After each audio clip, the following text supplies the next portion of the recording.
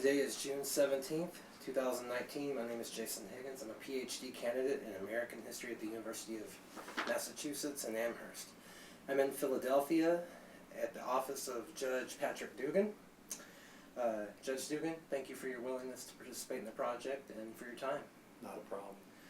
This interview is part of the Incarcerated Veterans Project. Before we get started, I just want to make sure I have your permission to record this interview. You have my permission. And some brief biographical information. When and where were you born? I was born in Philadelphia, Pennsylvania, May 28th, 1960. And you served in the Army, correct? Yes, I've served in the Army and the Army Reserves. Okay. And do you recall your dates of service? Yeah, I first went in 1981, got out in 1989, and then I went back in after 9/11, 2003 to 2016. Did you serve in a combat zone? I did. I served in a couple combat zones, including Iraq and Afghanistan. And your highest rank? Highest rank I got out as a captain. Okay. And any medals you care to mention? Like many soldiers in the modern era, I have a big rack of medals and ribbons. I did receive a Bronze Star for service in Iraq. I also received the Combat Action Badge as well as the Paratrooper EIB Expert Infantry Badge. Thank you for that. What was the status of your discharge? Honorable. Honorable. And I'm actually retired. Honorable and retired. And have you ever been diagnosed with PTSD? I have not been diagnosed with that, although I believe most of us have some sort of PTSD. Even if it's not documented then? Absolutely. Do you have access to counseling services if you need it? Yes, through my own insurance as well as the VA, I could get access to counseling service, etc. I always want to make sure, because in my research I know that talking about trauma can elicit it, and I just want to make sure that everyone I interview, no matter their class or status, has that access. Not a bad idea. Have you ever been incarcerated? Incarcerated meaning for a length of time or like a weekend? A weekend? A length of I spent time? a weekend in jail as a teenager for a traffic violation.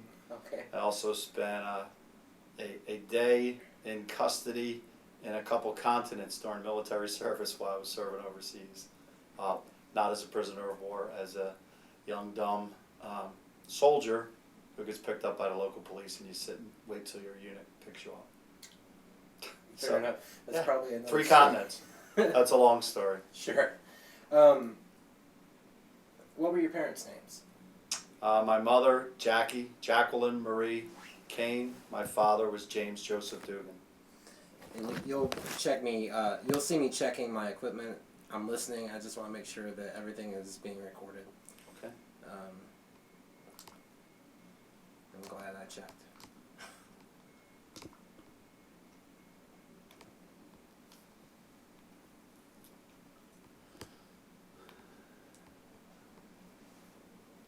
All right, thank you.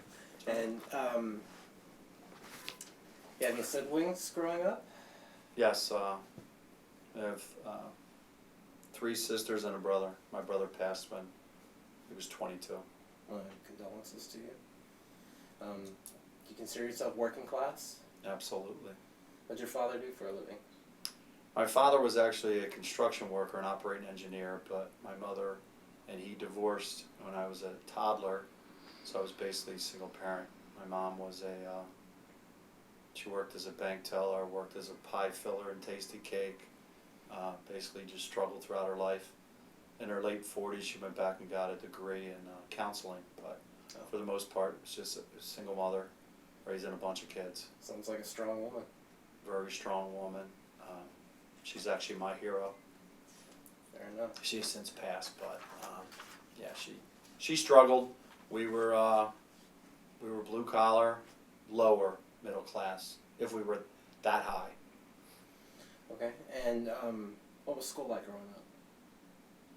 School, my mom sent me to Catholic school. Okay.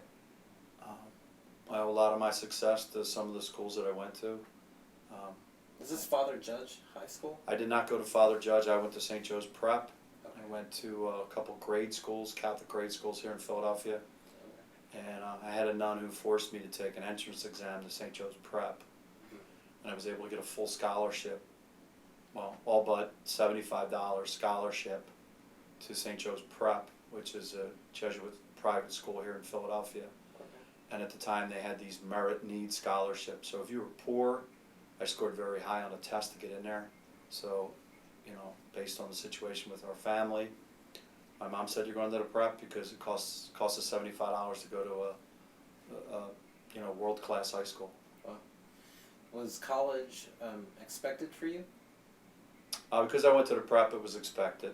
But I screwed it up. I screwed up my initial shot at going to college. I was in University of St. Joe's. I lasted a semester and said, this is it. And I wound up joining the Army Reserves and the Army, and wound up going to college throughout my adulthood, including stints in the Army. Under the GI Bill? I did use my veterans benefits the first go-around in the 80s, and I used it again to go to law school later on.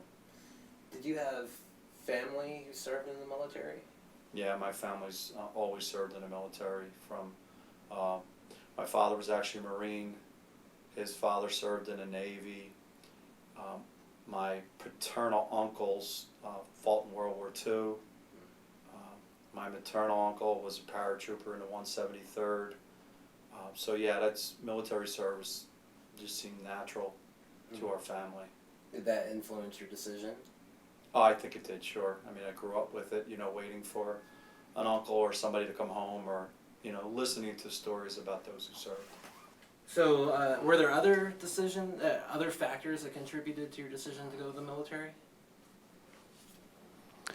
You know, part of it was the fact that others in my family had done it and I had been around it. It was also an opportunity. What are you doing with your life?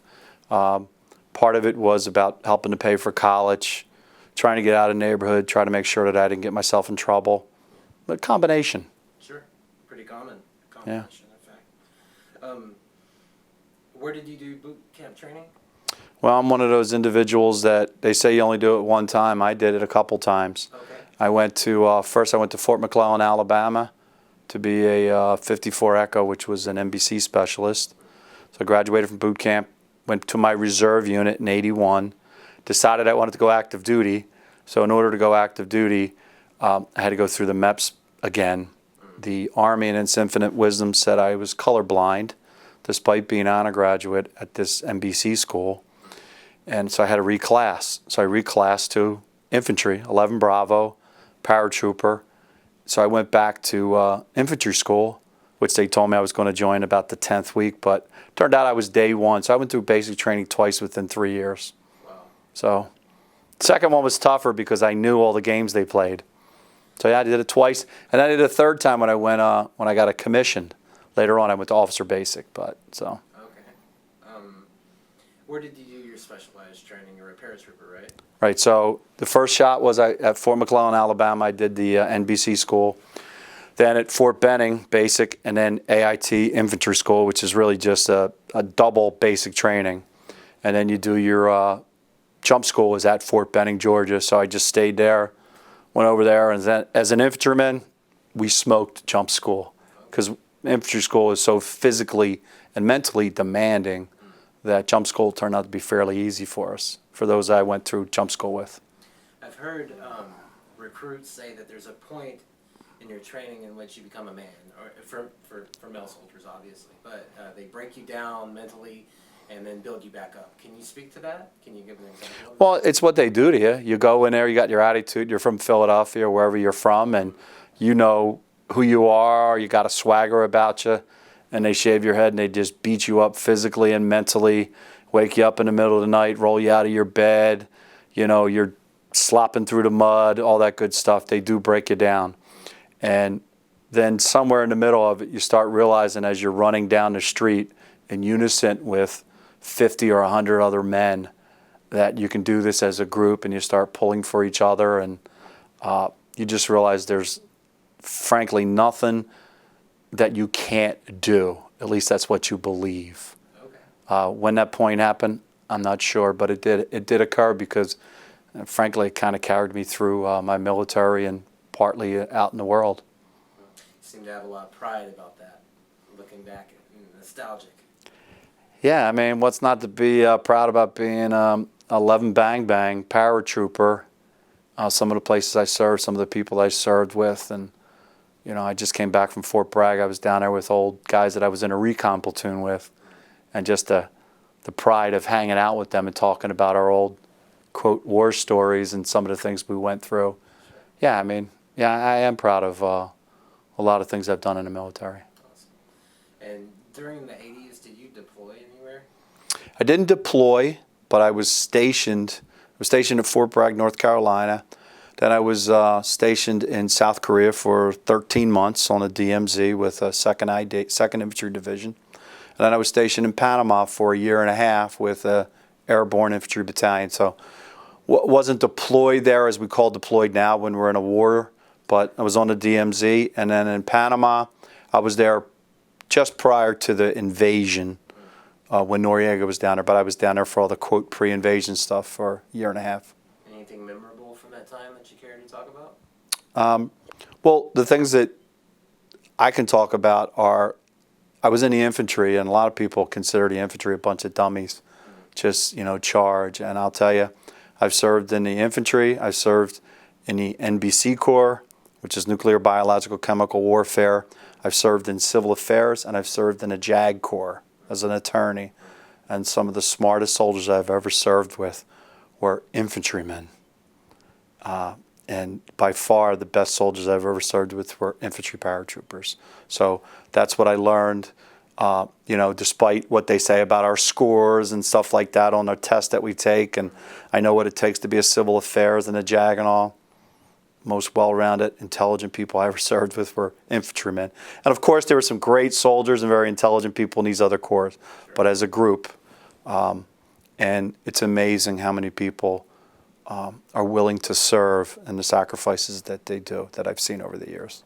I don't doubt that for 1 minute. I'm a working class myself, and I realize that, just because you have wealth or go to college doesn't make you brighter or more intelligent than another person.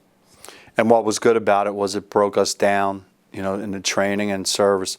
It didn't matter where you came from in that team, in that platoon, in that company.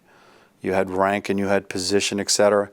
But we had to work as a team, and it didn't matter you were rich, poor, black, white. It didn't matter whether you were from the country, urban, suburban, rural, from the farmland, immigrants. It didn't matter. We served as one, and we, for the most part, accepted each other, and most of the time became very cohesive units. And that's why our military's so successful when we're called upon to serve like that. If I had more time, I would just go into details throughout your career, but I want to fast forward a little bit. Do you recall 9/11? Oh, I sure do, yes. Where were you at? I was actually home. I was going in late to the office, and I actually got a call from a sister saying, "Oh my goodness, are you watching this?" And I had just turned the TV on, and I saw a couple minutes before the second plane went into the tower. It was devastating. You were paralyzed. What do? You want to get in your car and drive up, but then you realize you're just going to be part of the problem up there. It's a moment that you can never forget. And I wanted to go back in the military instantly. I actually hesitated a little bit. I was in my early 40s. I had served in the military, and felt like I needed to do something. And, we went into Afghanistan right away. That seemed to be like we were taking care of business there pretty quick. And I also know how it means when you go back in the military, you're training, get into a unit, by the time you get there, it's over, which occurred in the first Gulf War. I know a lot of buddies who went back into the Gulf War, and they basically went back into training, and then it was over by the time they got there. So I did hesitate, waiting to see what happened. And then when the invasion of Iraq was coming, I went back in. I was able to convince a recruiter to let me back in with being 43 years old at the time. I had already been a cancer survivor. I had to drop a few pounds, had some medical issues, had some scars some places, but I was able to get all these medical waivers because at the time they wanted bodies. I was able to convince the doctor to let me back in. So on a Friday in 2003, I was at the MEP station in New Jersey. On that Monday, I reported into my civil affairs unit in Norristown, Pennsylvania. And that Monday, we were on our way to Camp Shelby, Mississippi, en route to Iraq. I was able to find a unit that I could go to like that. So Monday, I'd been out for 15 years. And on Friday, I had been out for up to 15 years. On Monday, I was handed a M16 and I was a squad leader in a civil affairs unit. Wow. It's crazy. Civil affairs. Civil affairs, hearts and minds. Right. Civil affairs it was actually at the time, civil affairs was part of special forces. I would not say that we were up to par with Green Berets and special forces, but we were technically in their command. So we were supposed to be out on the field, out in a combat zone, assisting the locals in terms of rebuilding their schools, their infrastructure, liaisoning with their government, their hospitals, etc. So civil affairs at the time basically were reservists, teachers, doctors, lawyers, engineers, generally speaking, soldiers with education and a civilian specialty. So I was a lawyer at the time, so I was able to become part of a government team to go over to Iraq and assist the locals. So this is part of the occupation or during the invasion era? The invasion occurred in early '03. We had gotten there. We arrived in country in February of '04. So we were what they call OIF 2. So the OIF 1 was the invasion, and OIF 2 came in and relieved those soldiers and Marines, airmen, sailors, etc., who were involved in the invasion. We were their follow-up forces. We were their relief. So my unit took over. We were attached with the 2nd Infantry Division. We were called Task Force Olympia. It was a brigade basically under the flag out of Fort Lewis, Washington, and they brought all these other smaller units, and our unit from Norristown was the Civil Affairs unit that was attached to this Task Force Olympia. So our area of operation was Nineveh Province, which has Mosul as the capital, and part of Dahuk and Erbil, which are part of Kurdistan. So our Civil Affairs unit, our job was hearts and minds, to go in and win the hearts and minds of the locals.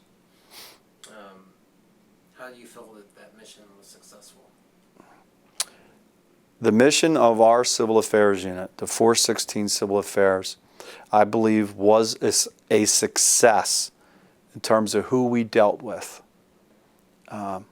Overall, the mission, the Iraqi invasion, and the continuous changing of the soldiers every 8 months, 9 months, every year, in the end, to me, turned out to be disastrous because when we were there, my unit, we gained a lot of trust with the locals. We became brothers and sisters with some of these people.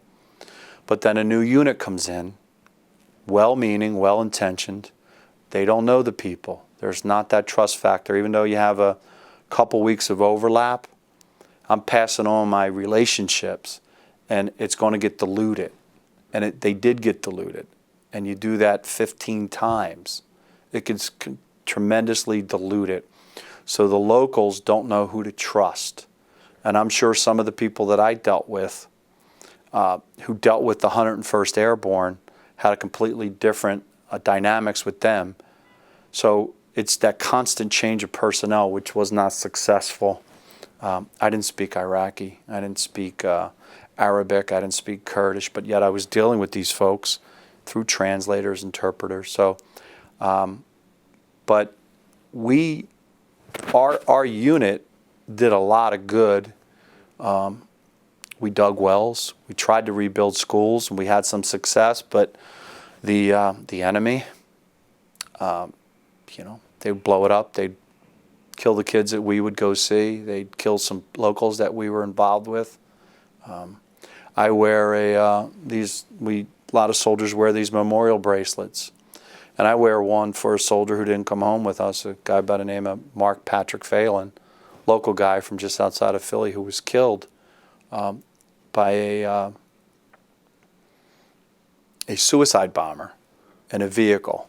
He was had a bunch of bombs on his vehicle, and he rammed his Humvee and killed him and a doctor from California. Well, I wear his name on here, but I also wear a name of a local Iraqi by the name of Osama Kashmullah, who happened to be the governor of Nineveh province, who I worked with a lot. He was assassinated while I was there, but to me, he was a patriot of Iraq. So civil affairs, we got to know the locals, and our unit gave its blood, its soul, its time, and had these tremendous relationships. But unfortunately, the bigger picture, the decision by our government, by Paul Bremer, whatever it was, to kind of release the entire army, disband the army, so that all those folks all of a sudden are unemployed. So they're getting paid $100 by a Al Qaeda or whatever organization it was at the time to take a pop shot at us. So we pretty much we put all these folks out of work.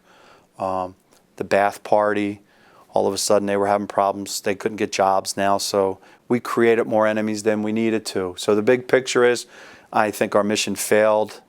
I look back in history about whether or not we should have invaded. History will probably tell us no, but frankly, I don't know who to believe. I've read up on it. So it can be quite discerning thinking about the Americans and the Iraqis that I know died during this time, and since then. Seems like a topic you've thought deeply about. I mean, I can say myself and many of my fellow soldiers who served in a 416th did give it all, and we put our heart and soul in it. And I question a lot of decisions made by our government. Not afraid to say it. I mean, we were using porta-johns that had KBR stickers on it and Halliburton, and I question this war machine that history will look back on us about what really was it about. I know the connections of some of our people in the government at the time with these big companies, and I could talk about all the meals that they charged us and stuff like that. Corporations got rich at the expense of our young men and women going to war, as well as the expense of Iraqis who believed in us. So yeah, I have a lot of issues with some of the decisions that we've made. Absolutely. Have any of your experiences in combat or in a combat zone changed or evolved your understanding of the United States' role in the world? I've always been a true believer. I always believe that when a person, a man or woman, raises his right hand and says, "I swear to tell the truth," I got to give them the benefit of the doubt. And, Colin Powell was one of my heroes. He was a Vietnam lieutenant in a Vietnam grunt platoon, and rose to the highest ranks of our government, was somebody that I would have voted for president. And that he was able to be twisted into going in front of the United Nations and pretty much lie at the expense of men and women just like Colin Powell going off to war. I had problems. I always thought a man like him would have pushed back and said, "You need to fire me. I'm resigning." So, yeah, I have issues with men of honor like him, that when it's truly your time to step up, and that man stepped up so many times in our history. Now I look back and I just question. I would love to sit down and talk to him and get his feelings. I've read some of his thoughts in books, but I expect men like that, men and women, to step up when it's time. And I'm sorry, but Colin's a little tainted to me now. When President Bush stood on top of the pile up at 9/11, I mean, you could do nothing more than believe in him. And, when I go back and I look at some of the stuff, I was reading books in Afghanistan about this and was like, are you kidding me?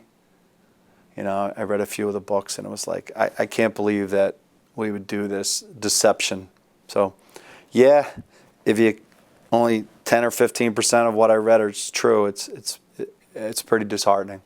It's something that historians grapple with. How did Colin Powell, who came up with the Powell Doctrine, completely abandon that? So thank you for that. That's very insightful. And so we talked about hearts and minds, and one of the things I'll remember is as I was joining back in the military as a 43-year-old, haven't been in a long time veteran. I was in a lot of veterans organizations, and I had a buddy of mine, Bobby Alexander, who served in Vietnam. And as I was leaving, one of the going away parties, he grabbed me and he was crying. And he was crying about me falling for the hearts and minds, because I told him I was in civil affairs and hearts and minds.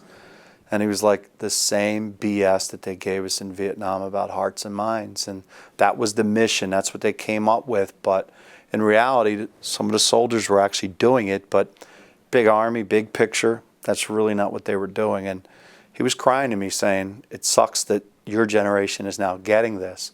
And I kind of blew him off. And we talk now, and I understand what he meant. And I'll pass that on to future generations if I'm able to. There's something about the willingness of soldiers and veterans to help people, to help fellow mankind, but the presence of American military forces radicalizes as well. I think there's it's a difficult struggle, I think, to find the balance there. But this notion to help, the same notion that drove you to volunteer after 9/11. Do you see that among veterans transitioning, coming home from war? And so let's start talking about what it was just like. Well, you went to Afghanistan next, right? Right. So I went to Iraq. When I came home from Iraq, I wound up taking a direct commission. Like I said, I'd been a lawyer, but I went over as a enlisted civil affairs soldier. I wound up working in civilian clothes most of the day. I was an E5, but I got a positional authority. Where I actually worked with CPA, the Coalition Provisional Authority. So I had one hell of a tour while I was in Mosul. So I was in civilian clothes. Sometimes I was riding a machine gun, so Iraq was one hell of a tour for me. When I came home, I was still in the civil affairs, but I applied for direct commission, became an officer, went to the JAG Corps. Went to the JAG Corps because I could still stay in civil affairs because they had all this lawyers, international lawyers, etc. So upon completion of the basic for being a JAG officer, I actually volunteered for a trip to Afghanistan. So I went to Bagram Airbase, and I was a JAG officer there. And part of my job, I did claims, which was when any local Afghani had a claim against our government. For example, your Humvee rides over or knocks into your house. There's an accident. There's a vehicle accident. The locals would have a claim against the government. So I would process claims like that, and as well as assist soldiers, Marines, airmen, etc., with any legal issues that they may have back home. So I did that and came home in 2007. I became a judge. Frankly, the day I got back into Philadelphia, they were holding a position for me to become a judge here in Philadelphia. So I was appointed to be a judge the day I got home from Afghanistan. Anything from your deployment in Afghanistan that you care to talk about? Anything memorable or noteworthy? Well, again, the politics got involved a little bit over there. While I was there, the Vice President of the United States, Dick Cheney, came to visit Bagram Airbase, and we were attacked. Well, a suicide bomber came to the front gate, and those claims that I'm talking about, the people would line up outside the front gate to come in and complain or bring a legitimate issue. Workers who came to work on base to clean our toilets, to clean the streets, etc., would be waiting in line, and a suicide bomber came up and just incinerated 27 people standing in line, just blew them to kibitz, including an American soldier from Chicago, an American female who was a contractor, a Korean soldier. so that occurred when Vice President Dick Cheney came, and they were targeting him, but obviously they couldn't get on base to get him. And it's kind of something that really sticks with me is we have the issues now with the White House press dinner. Had that big dinner where the president used to go to, correspondence dinner. Well, a year or two after that, the president, at the time Bush, made some comments about that attack, about how it was safer for Dick Cheney to go to Afghanistan to go on a hunting trip because of, he shot his friend on a hunting trip. It was an accident. And it got a lot of laughs. It still hurts me to the core that our leadership would make a joke about that because there were 27 people whose bodies were just completely obliterated. I'm sure the kid from Chicago, they sent him maybe a part of his foot. The young lady, the Korean soldier, and those, 24 Afghanis who were standing in line who were trying to be our friends.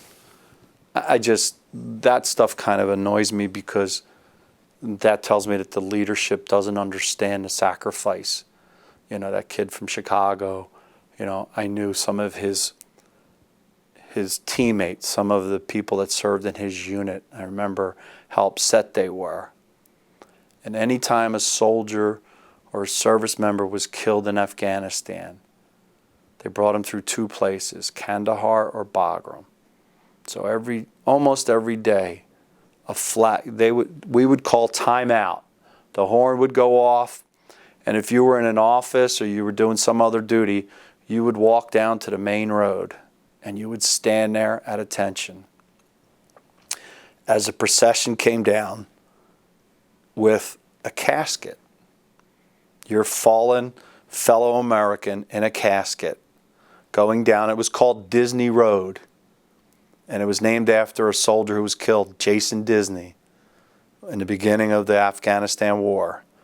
And they would drive down this main road from one end of the air base to the other to put the body on a plane to take them home to Dover, then on to every little hometown, every big city in the United States. So being in Afghanistan, that's what I remember. That's what sticks with me, is going out there on a continuous basis, almost on a daily basis. And it wasn't the volume where there was 50 a day. No, it was 1 or 2 a day, which was too many. So to just see these guys who would come through Bagram Base and then go out to fight in these valleys, and then drip by drip by drip, they would come back in these boxes, an American flag. And then to see the disconnect of leaders back home about our nation, because I feel we're a nation. We've been a military at war, not a nation at war. So the military felt that. It feels those people in Disney, the families felt it. But I don't believe that the rest of the nation has felt it the way that we should feel it, including our leaders, because I saw, and I'm sure President Bush, if he realized that he did that, he would, and I've seen some of his interviews. I know that every death hurt him, but you're never going to see me make a joke about that, about Cheney coming to Afghanistan, because 27 souls were killed because they were targeting him. Even if it was just to make a statement. Yeah. If he wasn't actually in danger.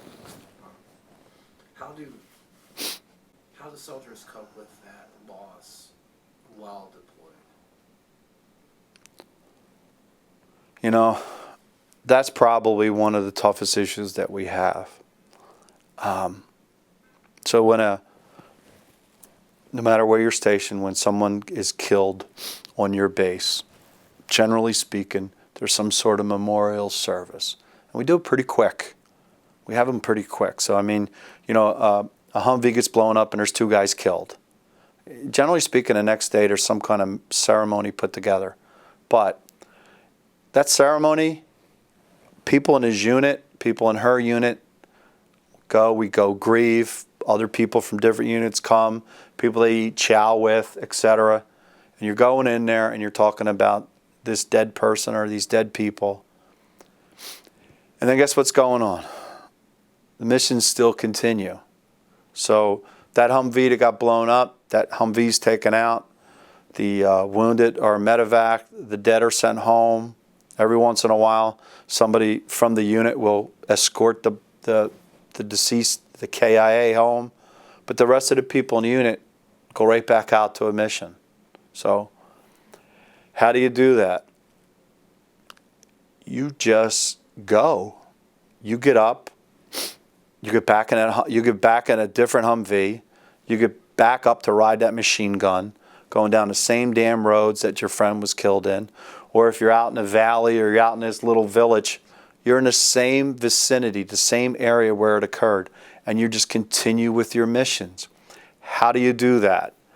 I don't know, because I don't know why it doesn't paralyze every single human being from going back outside that gate. It's just something that you get inside you, and you just move forward as a unit with your friends. You do it. And this is where you get that shock where guys can't, the battle fatigue and all. It's just something that you have to overcome. And frankly, we've been we were very liberal with giving out medicines. Whether it's for the guy who got thrown off the Humvee during an attack and hurt his back, but it wasn't enough that it was a wound where you were getting medevaced out. And all kinds of pills. Anxiety. You actually have the guts to go admit that, Doc, I can't wake up tomorrow and go out. And they give you some sort of anxiety medicine to get you to cope. And frankly, it's handed out like candy, whether it's for a bad back or your mind's just saying, I don't want to go out. So you can go get medicines. And I'm not knocking the docs down there because they're overworked. A lot of them are just medics who are just out there trying to keep the mission moving forward. So you're given all these medicines to take, and a lot of people took them to continue with the mission, whether it was for a bad back, bad knee, or trying to get your mind to say, I can't let my buddy down. I can't let my friend who just got killed down. I got to go out with my unit.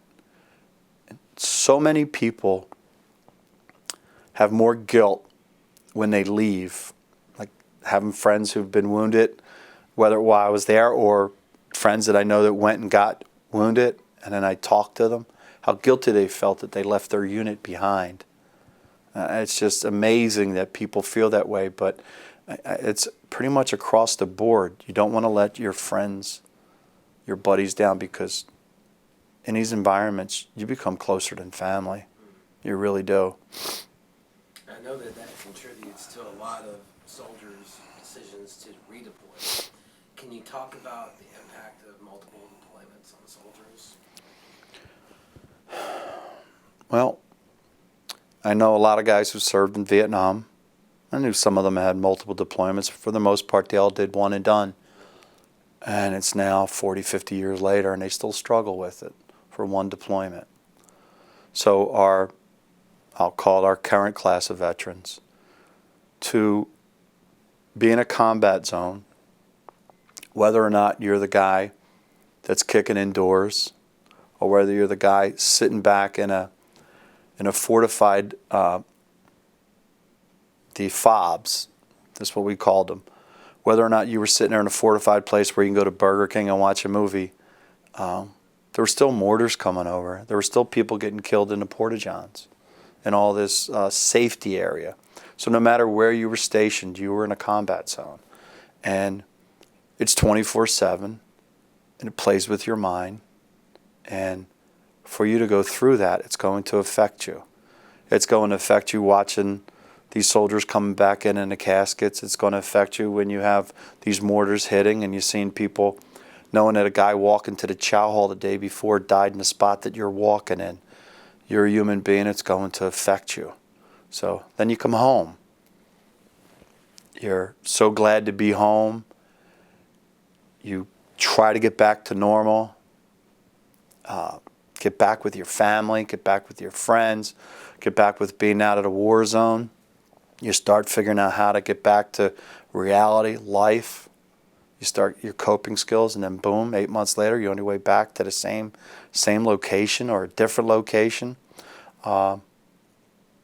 It's on a human psyche. It's definitely going to take effect on them. I'm not going to remember the sergeant's name in Afghanistan who went through the village and shot up and burned all those people. I believe he was on his 5th or 6th deployment. And then on his first couple deployments, he was aces. He was like the best sergeant, good soldier. But after going so many times, his mind just went nuts, and he couldn't figure out who's the enemy, who's not the enemy. And he went in and he took it out on the whole damn village, because a human mind can only take so much. So we keep asking our soldiers, and when I say soldiers, I mean them all. Marines. I served downrange with people from the Coast Guard, the Navy, the Air Force. Everyone's down there. Active duty, reservists, National Guards, men, women, old, young. They all serve, and they're down there. And you send people back from multiple deployments, I'm sorry. But for me personally, I believe anybody that's exposed in a combat zone to the horrors of war, and yes, those young men and women who are kicking indoors and having hand-to-hand knife fights, absolutely. Back to those clerks or those people who are on a fortified base with mortars and bodies coming in and out, everyone's going to be affected. And that's when we talked about the PTSD in the beginning. I'm sorry. I truly believe it's completely underdiagnosed. I believe that any human being that's exposed to this has some form of it. Whether or not it's diagnosed, it's internal, it's there. And I believe that, frankly, anybody that's in this environment should definitely sit down and talk to therapists. Generally speaking, we talk to each other. Veterans talk to each other. American Legion's VFWs are filled with Korean, Vietnam. Unfortunately, World War II guys are dying off, but they've been therapy to each other for generations, and we need more help with where can people go to talk. Military, the reserves, the active duty component, our VA hospitals all need more therapists, psychiatrists, counselors. We need to make it 20-fold, because there's not enough. There's not enough downrange. There's not enough when we come home. They need to put a couple zeros behind the dollar amount in terms of what's spent at the VA for these services. In the military itself, across the board, need it, because my experience looking at this is that the PTSD is a lot higher than anything that they think it is now. You've seen changes institutionally and culturally in the military since the 1980s. What do you think that needs to happen in order for the military to grapple with the realities of PTSD in the 21st century, mental health in general? Well, certainly when I first came in the 80s, it definitely was a career breaker if you went and said you had issues, that you had issues with any kind of mental health. There's no doubt, and that was a culture that you couldn't do it. I think that culture still prevails, not as much as it did. I think leadership and policies and whatnot try to get the soldiers to come out of their shell to talk about what's going on. There still is some feeling that it's going to be a career killer. I would love to, there was a general that I served under, his name's Carter Ham. Carter Ham was our general in Mosul, Iraq, and he rose to the rank of 4-star general. And he was actually the general in Mosul. A suicide bomber walked into the chow hall one day and blew it up over on the airbase in Mosul. And I believe it was 28 soldiers and Americans were killed in this chow hall. And during his command, he was losing, it seemed like every day we would get a casualty report. It would be 1 dead, 4 wounded, 0 KIA, 2 KIA, 18 wounded. It was drip by drip again. And I remember seeing an article in a newspaper and then seeing General Ham interviewed. He wanted, again, he was a 4-star. He wanted to be an AFRICOM commander and was just this very well respected general who served in combat. And he came out and he admitted that he had PTSD. And to me, that was just a huge breakthrough. And he might have gotten promoted after this. So it might have been when he was a 2 or 3-star. But for him to come out and say that, just to me, was huge, because that's telling the corporals, look, don't be ashamed. This is what's going on. I saw another general at a conversation through Veterans Court where he still carries a stack of cards in his pocket. And on each card are the soldiers that were killed while he was the commander. You tell me that general doesn't have PTSD?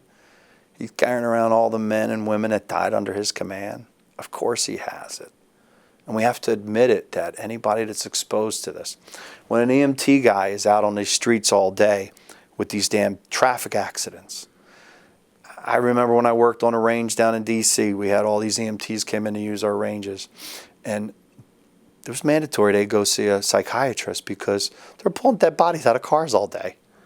Well, I mean, soldiers, when you're in an environment like this, so it should be normal that you have to go to treatment. It should be like PT, like physical training. All right, it's Thursday. Dugan, you're going to see the shrink today because you did a couple tours. I think it should be mandatory that we all go to talk to somebody because everybody needs it. I mean, I'm sitting here and getting a little choked up thinking about some of this stuff. And I mean, when you get a veteran open up, there's going to be moments that we cry about, that we think about, and it's normal.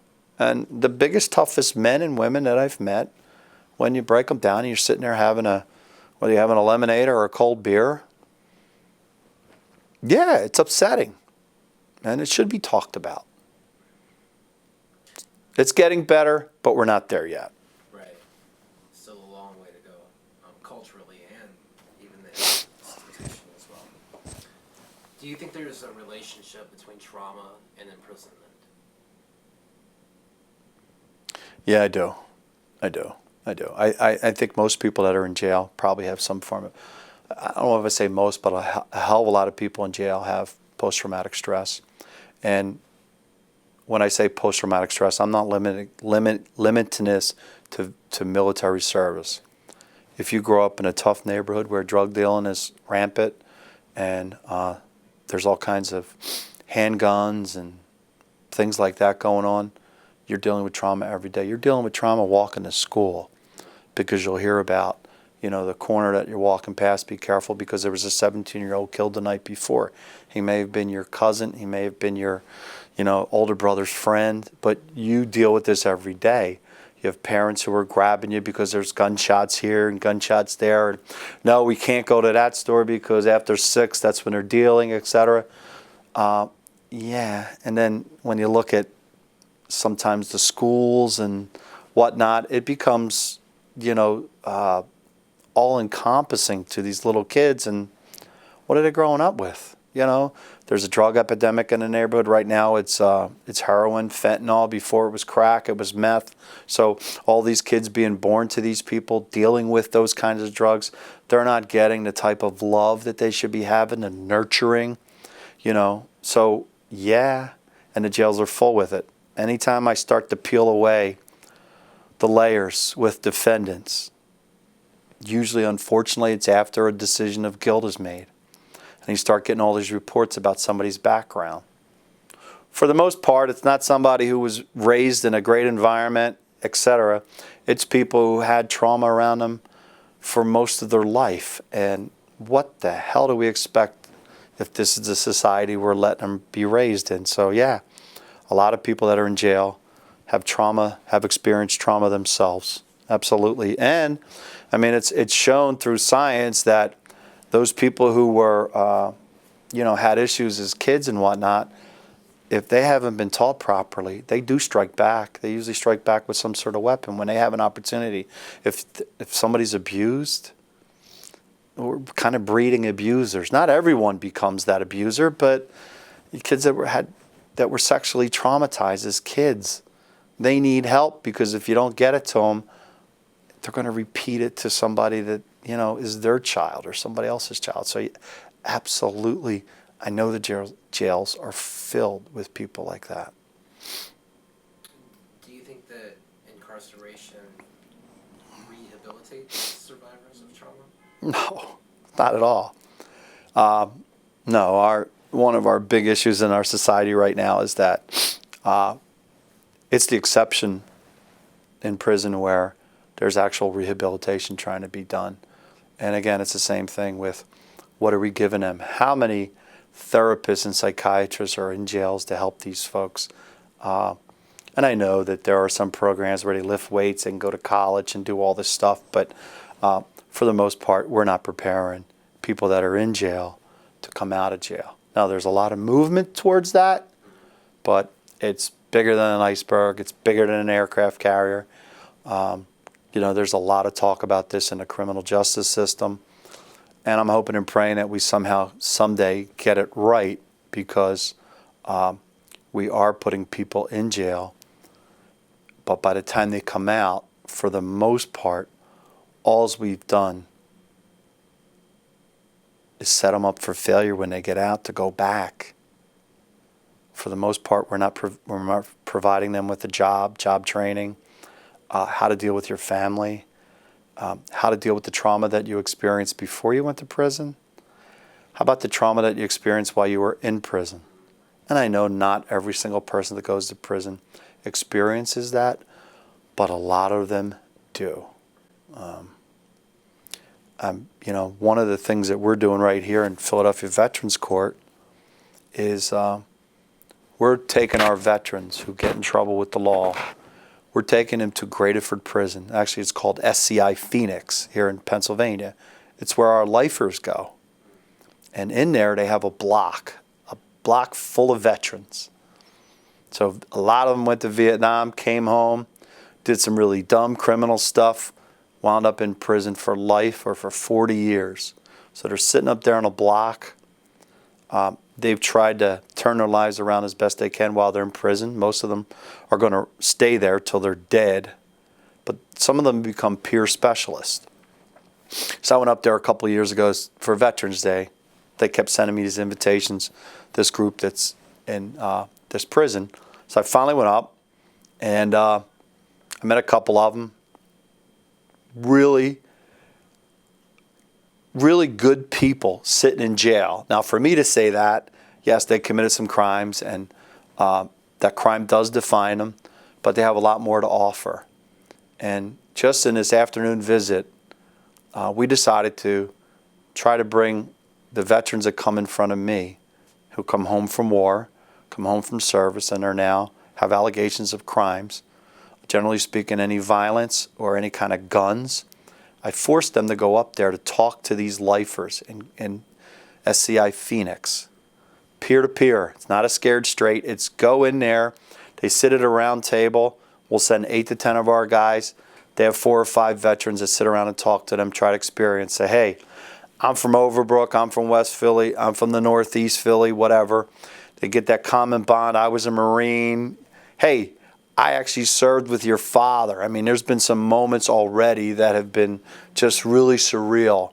So these veterans that are in jail, most of them for life, are now talking to my guys who are going through a process to avoid going to jail. If they complete my program, they don't go to jail. So now they're meeting together, and these Vietnam veterans who are in jail are giving back to the current veterans by saying, don't make that snap decision where you're in a Wawa line and some guy disses you and you go ahead and jack him up and stab him in his throat like you did when you were overseas. Don't do that. You can't. You're going to go to jail. It's not the enemy.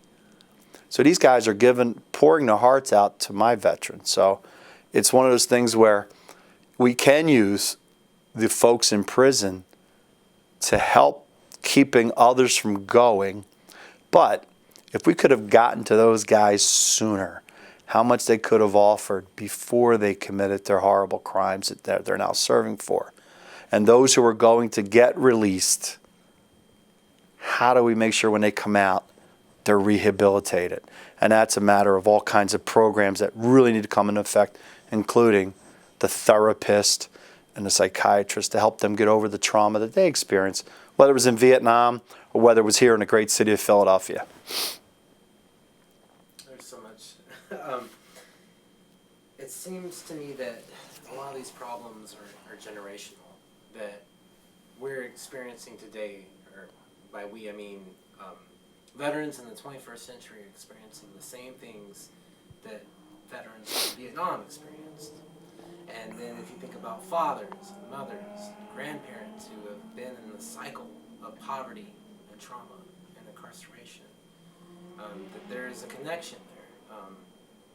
So do you think that, I know that's a long-winded question, do you think that this program that you're doing helps the Vietnam veterans too who are currently in prison? Do you think that they find purpose in that and that's rehabilitative to them? Absolutely is. The feedback that we're getting directly from them, according to my mentors that go up there, as well as the prison supervisors, the people that are up there, they love it. They love it because they feel they're connecting. They're connecting with the veterans that aren't in jail yet. And, you know, they don't want them to come into jail. They don't want to be their cellies. They don't want them to be their cellmates. They want to keep them out of jail. So, yeah, I think they're getting as much out of it as our guys are. Absolutely. And for those who someday may get out, you know, it's given them a sense of accomplishment that maybe they can get out and be some sort of peer-to-peer specialist, you know, with others when they're out. According to the Department of Justice, 60% of veterans in prison are there for violent offenses. Why do you think that is? For violent charges? Military's violence. The military, and nobody can say otherwise, is designed to take men and women, pretty much shave their heads, regular citizens, and create killing machines. From the time you go in, you're shooting at human silhouettes. Whether or not you ever get to shoot at a human silhouette, you're being desensitized. So, and studies have also shown that over the years, the wars that we fought, our training is getting better and better. The percentage of soldiers that shoot their weapon in a firefight is going up, to where almost every soldier now, every Marine, will fire their weapon at the enemy when there's a firefight. You go back to each war before this, and the studies that they've done, it was a much lower percentage of people that fired their weapons in Korea, in World War II, in World War I, in the Civil War. They go back and they look at these records of people who admitted whether or not they fired their weapons. So we're getting much better at training our human beings to kill human beings. So if you teach people how to kill other human beings, or put them in a situation where they're going to do it, where you're teaching them how to stab, where to stab, you know, hand-to-hand combat, how you could strangle somebody out. When you're teaching people how to do this, it's to be done when you're at war. So when's the war over? Well, the war's over when you come back. Or is it? I mean, when you're driving down a street, when you're driving down a highway in Iraq, regular highways, but you can't drive on the side of the road because that's where all the bombs are. And you drive wrong way on traffic because that's your mission dictates that you have to avoid the enemy, the suicide bombers. So when you drive like a maniac like that, our guys, when we come home, some of us still do that when you first come home. And every once in a while you revert back to it where all of a sudden you think you're in Iraq, but you're not. So now take that with the training and the situations that you found yourself in while you were in combat. And again, you'll go back to the standing in line in Wawa. And, you know, if the person is the enemy in Iraq and, you know, you're trained that this guy's a danger to me and you're trained how to take him out, well, when you're in a situation somewhere else and you think this person's a danger to you, your reflex, your instinct is to go there. Now, you hope that you have enough self-control that military person doesn't go that direction. So I think sometimes that's what happens, that you go there. You know, how do you keep the person from triggering what became instinctual to them? Now it's over. You can't be doing that.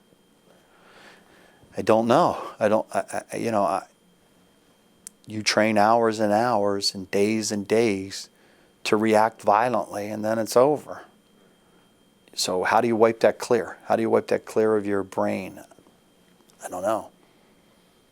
I know that a lot of veteran courts exclude violent offenders from treatment programs. It sounds like Philadelphia doesn't do that. No, we do not. We do not exclude violence. In Philadelphia, I'll use the word very liberal in terms of what we allow into our Veterans Court. We allow reservists, National Guard, active duty, combat, non-combat. We actually allow people with bad discharges. And I'll give you the overall theory of why. If you were willing to raise your right hand, I'm willing to go ahead and see if we could help you. So if somebody has bad discharge, I will look at their history. If you were in Fallujah, or you were in a valley in Afghanistan, and then you come home to Fort Campbell or Fort Bragg and you get in some dumb trouble, you do stupid stuff, you do criminal stuff, but you served your nation, I'm willing to overlook that bad discharge and deal with the person that went to war. I'm willing to bring you in. So we will accept people with bad, under certain circumstances. Violence, to me, violence and the drugs and alcohol are the reason why veterans courts were set up. When I had the initial conversation about starting veterans court, one of the conversations was, it was that service member who comes home, rides wrong way down the street, gets pulled over by a state trooper, and when he gets out of the car with the state trooper, decides that he's going to try to hurt the state trooper, takes a punch at the state trooper, gets arrested for aggravated assault for trying to beat up a state trooper. Well, that's violence against a law enforcement official. So that's one that they say no.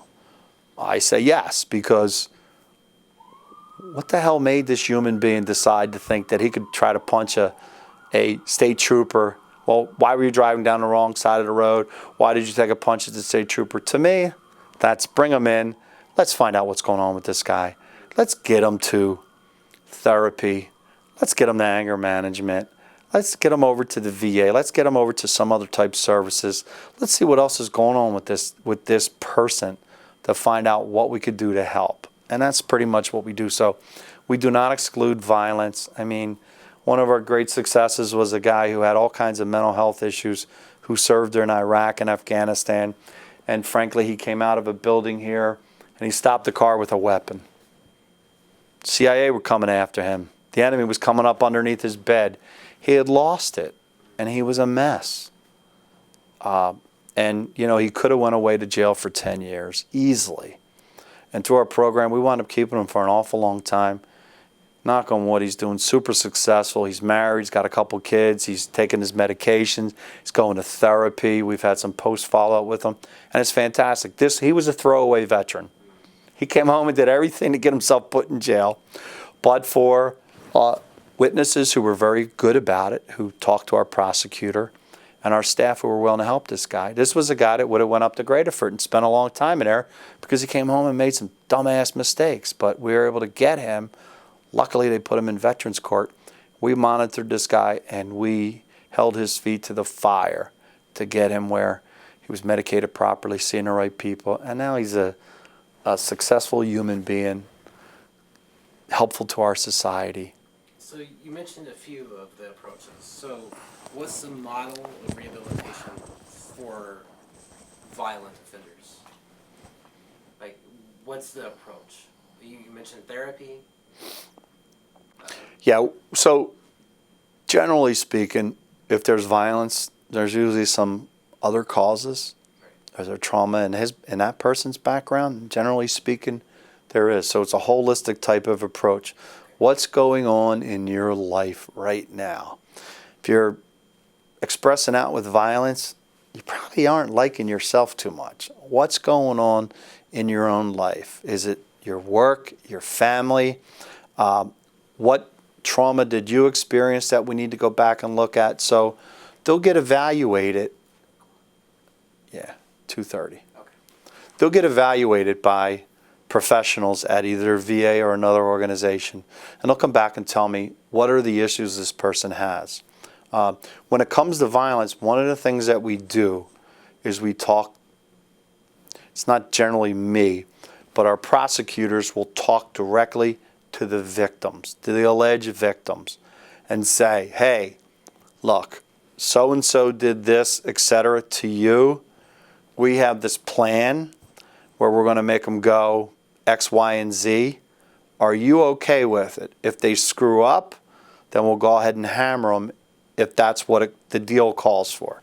So we will bring in the witness to have conversations with to make sure that they're on board with this alleged offender, go into treatment, therapy, monitoring, urine monitors, etc., more probation, home checks, stay away orders, and they generally have to buy in on it. And most people do. Originally, they'll say no most of the time, but then after, because it takes a little while for the system to churn up.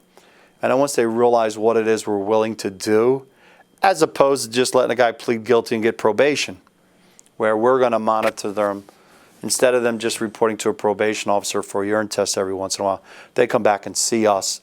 They go to all these meetings and teams, and we see all these reports that are generated about the defendant. So there's some accountability from the victim's perspective. Oh, absolutely. I didn't Absolutely. know that. Yes, absolutely. Oh, that's really interesting. Yeah. You also mentioned other than honorable discharges, and I'll just mention it briefly. In my research, I think that a lot of veterans who get OTHs, they have trauma, they're reacting to that trauma, and then because of their discharge, they're denied access to services through the VA because of that discharge. Does the veteran court provide access? Okay, so the way it works with the VA is it becomes an individual thing.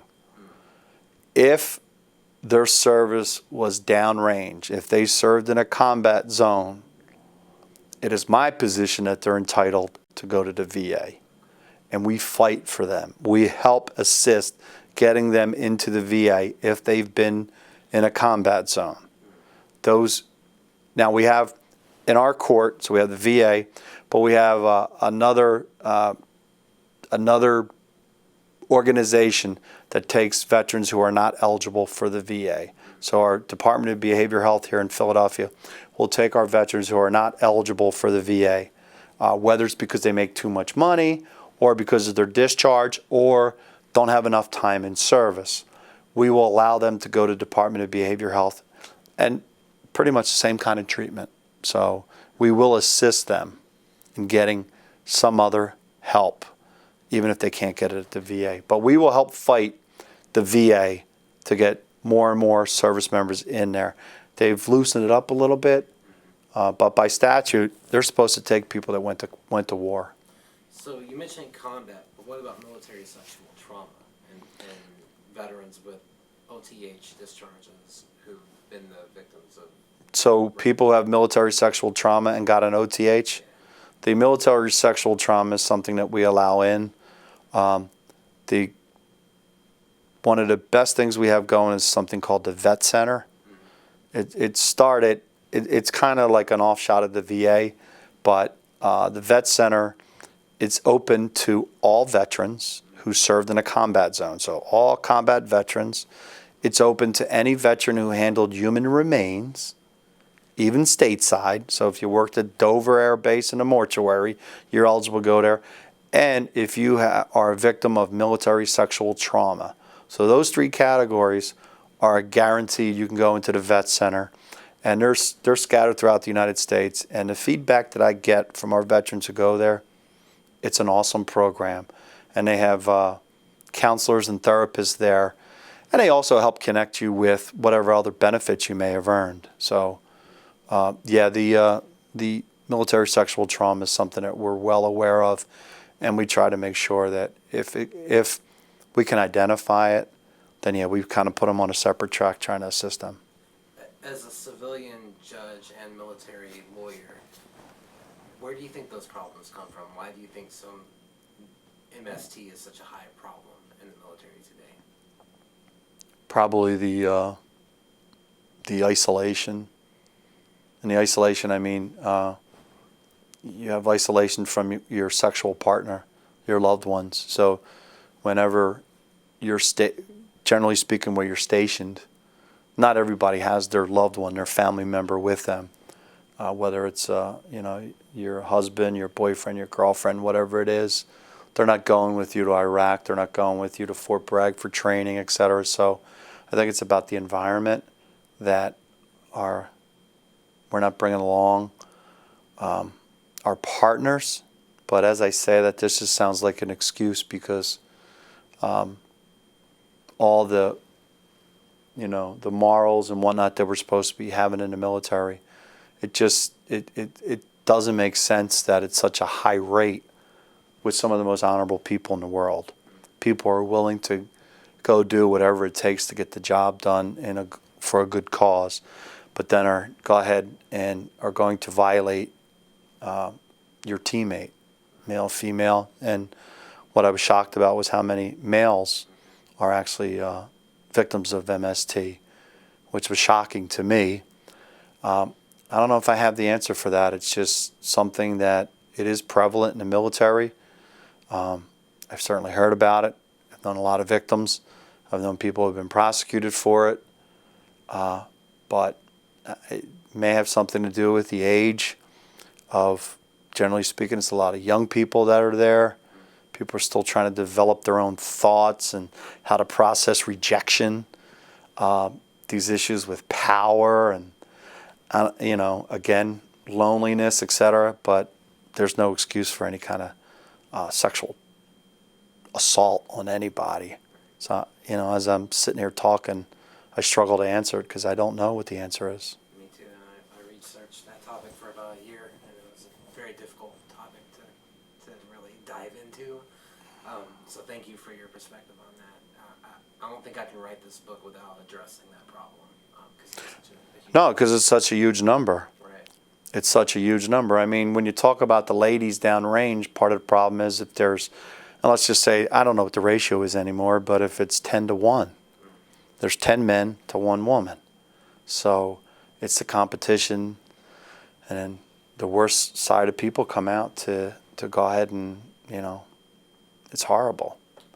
I don't know what the answer is. Do you think that, in your experience from where you sit, that women veterans and male veterans have similar challenges after service or different? What are your thoughts on that? A lot of it's similar. I mean, they go through some of the same stuff that we do in terms of the trauma and whatnot. My civil affairs unit, we had a sister battalion that went with us. And there was a young girl, Miss Fry. She was 19 years old, and her vehicle got hit with an IED, and she was decapitated. So whether you were a male or a female, those people that survived that accident, or it wasn't an accident, it was an attack, they're going to have trauma whether they're male or female, what occurred, and the women are dying as well down there, so they're experiencing the same thing. But when you throw in, and I think that even though the men's numbers are up, the ladies who suffer from military sexual trauma, and military sexual trauma is probably a pretty high burden to call it that. I frankly think almost every female that serves, particularly downrange, has some sort of experience. Maybe it won't go to trauma, but the leering. You got, again, 10 to 1 odds or whatever it is, but men are looking for female attention, and so are the leering, the calling, the constant trying to pick up. So they have a couple enemies out there. They have the enemy that lurks trying to get over the wall when you go out and all that. But then you have, all these males who are, frankly, trying to bed you. So whether it's, done in a a more proper way where someone's trying to flirt with you, it's a constant. So, they have to deal with that and, process that at a constant level where the males, it's not. I mean, it's rare that, they're going to be hit on all the time by people, particularly in a zone like that. So they're definitely dealing with a lot more. They have to deal with the stigma of being a woman in combat because they have to perform better. I think most men in the military think, well, you got to be better in order to be with us. And, so I think there's a double standard for a lot of them where they have to raise the bar so they're under pressure. And I'm sorry, but being a parent downrange is hard. And again, women, babies are born from them. So the separation anxiety, the anxiety that I had being downrange with my babies, we had some female soldiers with us who had children, and I know sometimes the anxiety that they had about their babies at home. I mean, I'm sure it's on a different level, but so yeah, we have the same and we have different, but yeah, it's not easy on them.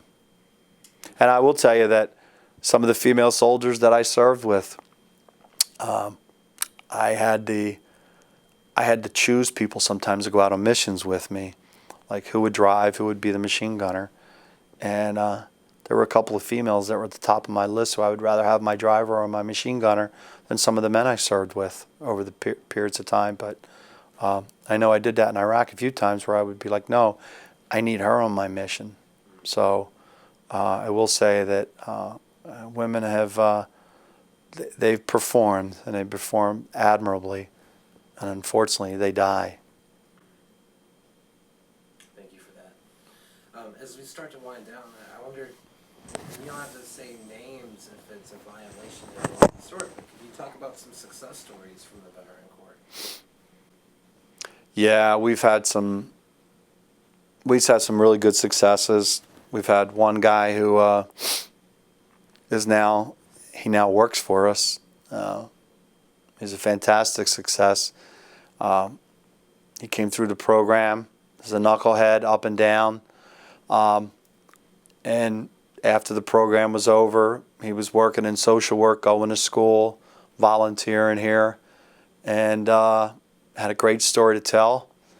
And I was able at the time to convince my bosses to go ahead and let's put him on our payroll. And it's been a godsend ever since. And he's a force multiplier. He is, just relates with all our veteran defendants and makes a world of difference with them. We've had quite a few successes that we're proud of. Guys that quietly go off. They came in a mess. We've had people go to school, go to university, or not the university, go to Temple University, and get their GI benefits set up. People go get better jobs. The young man I was talking about who now lives in the center of our state, who had, coming out, pulling weapons on vehicles and stopping them, and people talking to him, CIA and the enemy coming trying to get him, and now he's a productive citizen. There's a couple children. We've seen the photos. That's one of the greatest things is a couple of our veterans come back and they're telling us how well they're doing, and then we see their 4-year-old, and it just makes you feel good because it's not just about that veteran. It's about their children. It's about their spouse. It's about their parents. It's about their siblings, their cousins. It's just, you make the difference in one person's life and it has that ripple effect. And we see that. We see that quite often. And it does, when I get overburdened or tired about it and say, makes me realize that our team is doing some fantastic work. So you got to keep going because there's another one in the pipeline. There's another one in the pipeline that we have to carry off the battlefield. Even though the battlefield's here in Philadelphia or in the suburbs, we have to keep the fight up for them. We can't leave any of them behind. If there were a lesson that civilian courts could learn from veteran court, what would it be? Holistic treatment. So There's a huge movement throughout the justice system to do these treatment courts, and Philadelphia is one of the leaders in that. And so we have it across the board in many of our courtrooms where we try to do other programs, not just for veterans. Veterans is a great subset of our citizenry to cherry pick and bring us together because we have the VA. We tend to have some discipline. We can find mentors. Well, we need that across the board. You name the classification, and I'll tell you, we could do a treatment court. Okay, 18 to 25-year-old city kids. Damn right. Give me a bunch of 28, 30-year-old mentors who were knuckleheads, who somehow survived it and now are productive citizens. Give me them as mentors. Give me some programs that I can help them find jobs. Give me some programs where I can send them for treatment to talk about their lack of opportunity, their lack of a close family, whatever their issue, their lack of education, whatever it is, opportunity. Give me some of that, and every court should try to do that. Now, I'm not saying we have to be soft on crime. The key is we don't want them to keep committing crime. So we could just keep putting them on probation and putting them in jail, but all we're doing is hardening them up, and they're going to come back out, and at 30 they're going to be hardened criminals, and they're going to go back. No, we want to make sure they don't go back, so we need to treat people holistically to find out what's the problem, why did they commit the crimes, and let's try to fix it. Are you going to be successful all the time? No, but we're going to be more successful than we are now. So people have to think outside the box. There's some scientific proven ways of dealing with drug and alcohol, DUIs. I mean, in Philadelphia, we started a prostitutes court trying to treat those ladies holistically. They need to get out of the lifestyle. They need to get away from their pimp. They need help with child care. They need to find a real job, their own internal self-esteem, reconnect them with their family, all of that. And that's what we try to do. So you name the subclass, and somebody with a bigger mind than mine can come up with a way that we can help them.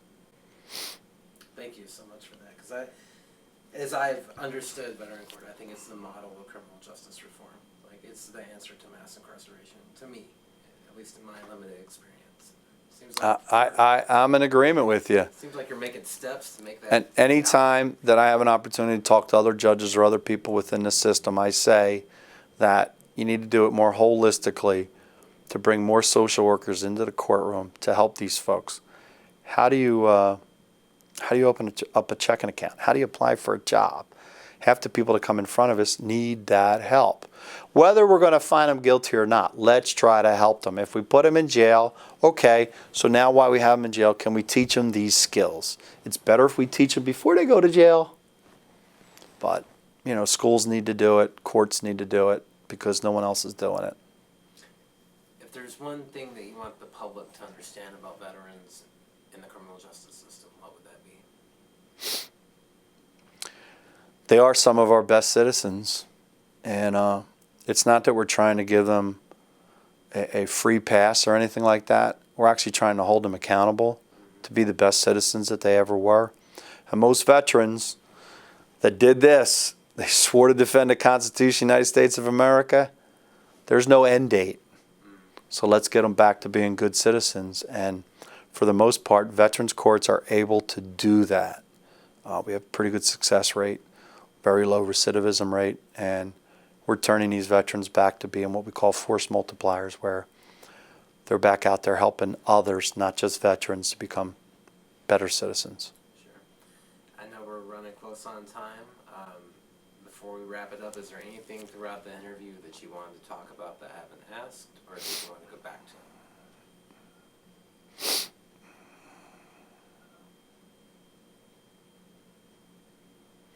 No, I'll probably have 50 other things after we're finished, but no, I'm sure there'll be something that'll come up, and I'm sure when you review this, you'll be having follow-up questions. I definitely will. Well, you feel free to call me. You could take a FaceTime or whatever. Sure. I just have one more question. Sure. When history is written, what do you want it to say about you?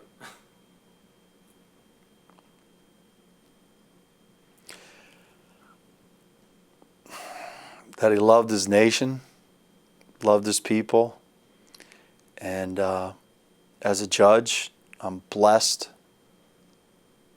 with this heavy responsibility, and I hope that in the long run people judge me as somebody who really cared about trying to make it better for each individual defendant as well as victim. That's what I'm trying to do. In terms of the Veterans Court, I'm just trying not to leave anybody behind. And now as the president judge of Municipal Court in Philly, I'm really trying to expand that system-wide, and I preach to the choir about it. And plus I hope they say that I'm a good father and a good pop. Yeah. Judge Dugan, I want to thank you not only for your service to your country, but to your service to your community, and special thanks for taking your time. I know you're a busy man, and participating in the project. Thank you for doing it. It's a distinct honor. Thank you. Thank you.